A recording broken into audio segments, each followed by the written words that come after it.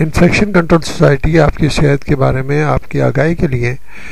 Parasites کے بارے میں مضامین آپ کی سماعت کے لیے پیش کر چکی ہے۔ اب کچھ پیراسائٹ ایسے ہوتے ہیں جو کہ اسمال انسیکٹس ہوتے ہیں۔ اسمال انسیکٹس کے ذریعے بھی کچھ بیماریاں انسانی جسم تک پہنچ سکتی ہیں۔ وہ ایز اے ویکٹر یعنی کہ انسیکٹ جو ہیں وہ انسانی جسم تک ان پیراسائٹس کو، ان بیکٹیریا کو، ان وائرسز کو پہنچاتے ہیں۔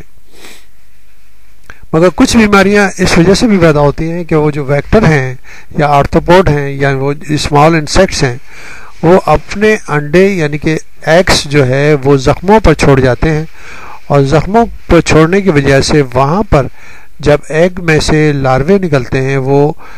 لاروے جو ہے ذرا بڑے ہو کے میگٹ بن جاتے ہیں اور وہ ٹیشوز کو خراب کر کے اپنے انزائمز کے ذریعے، جس کو پروٹیولائٹک انزائمز کہا جاتا ہے، پروٹیولائٹک انزائم جو پروٹین کو ڈیمیج کر دیتے ہیں، پروٹین کو توڑ دیتے ہیں، اور یہ جو میگٹس اور لاروے ہوتے ہیں یہ پروٹین کو ڈیڈ کر کے اس کے اوپر سروائیو کرتے ہیں اور مزید آگے زخم کو خراب کر دیتے ہیں۔ اس میکینیکل ڈیمیج کے ذریعے وہ ایریا مزید سیکنڈری انفیکشن کا شکار ہو جاتا ہے، جس میں بیکٹیریا بھی داخل ہو جاتے ہیں۔ اس مایاسس جو بیماری ہے جس میں ہم نے آپ کو بتایا کہ مکھیاں اپنے انڈے لے کر جاتی ہیں، اس کی مختلف ٹائپ ہوتی ہیں، یعنی کہ کوٹینیس مایاسس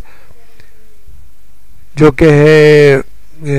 اسکن کے زخموں میں ہوتی ہے، اس کے علاوہ جو ہے یہ آرٹیریل مایاسس بھی ہوتی ہے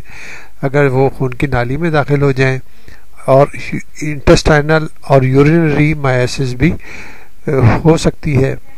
جب یہ لاروے یا جو انسیکٹ جو ہے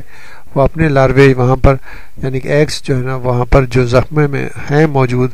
یورینری ایریا میں یا انٹسٹائنل ایریا میں وہاں پر چھوڑ جائیں۔